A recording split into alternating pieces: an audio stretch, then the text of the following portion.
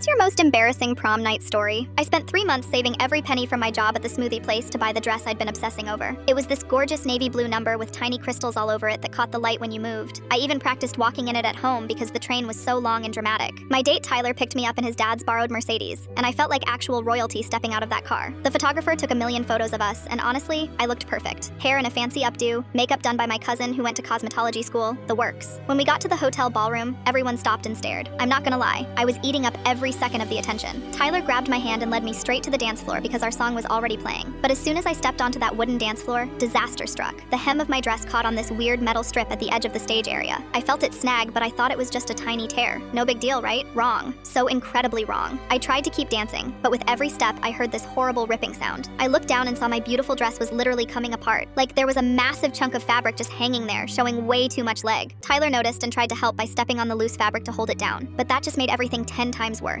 The whole bottom section of my dress ripped completely off. I'm talking about standing there in what basically looked like a really fancy shirt. People started pointing and laughing. I heard someone yell, "Maya's having a wardrobe malfunction," and everyone turned to look. I wanted to disappear into the floor. But then this group of girls near the punch table started laughing so hard that one of them knocked over an entire pitcher of red fruit punch. It went flying through the air like it was in slow motion. And guess where it landed? All over what was left of my dress. I stood there dripping wet, half naked, covered in sticky red punch, and surrounded by 300 of my classmates taking videos with their phones. This was before TikTok really took off, but Snapchat was huge, and I knew I was about to be viral for all the wrong reasons. Tyler looked mortified. He kept apologizing and trying to give me his jacket, but it was way too small to cover anything. The chaperones were running around trying to figure out what to do. Mrs. Henderson, my English teacher, was frantically looking for safety pins. That's when something just clicked in my brain. Maybe it was the adrenaline, or maybe I just snapped. But I decided I wasn't going out like this. Not as the girl who ran away crying because her dress fell apart. I grabbed the torn piece of fabric from the floor and tied it around my waist like a cape. Then I walked right back to the center of that dance floor and started dancing like nothing happened. I spun around so the makeshift cape would billow out behind me, and I threw my arms up in the air. At first, people thought I'd lost my mind. But then something amazing happened. A few girls joined me, and then a few more. Someone started cheering. Before I knew it, half the dance floor was spinning around with me, and people were actually applauding. The DJ, who had been watching the whole thing, suddenly switched to this dramatic song and put a spotlight on me. He grabbed the microphone and announced, "Ladies and gentlemen, Maya just turned a fashion disaster into the most iconic prom moment of all time." The whole room erupted in cheers. People were taking pictures, but now they were cheering instead of laughing. I felt like I was in some cheesy movie where everything works out in the end. But here's the real kicker. Tyler, who I thought was my perfect prom date, disappeared during my comeback moment. I found out later he left with some girl from another school who was there as someone else's date. Apparently, my dress disaster was too embarrassing for his reputation. However, this guy named Jake, who I barely knew but who sat behind me in chemistry, came up to me after my dance floor takeover. He handed me a bottle of water and said, "That was the coolest thing I've ever seen. Want to get out of here and grab some real food?" We ended up at this 24-hour diner still in our fancy clothes, me still wearing my torn dress cape, laughing about the whole night. He told me he'd been wanting to ask me out for months but never had the courage.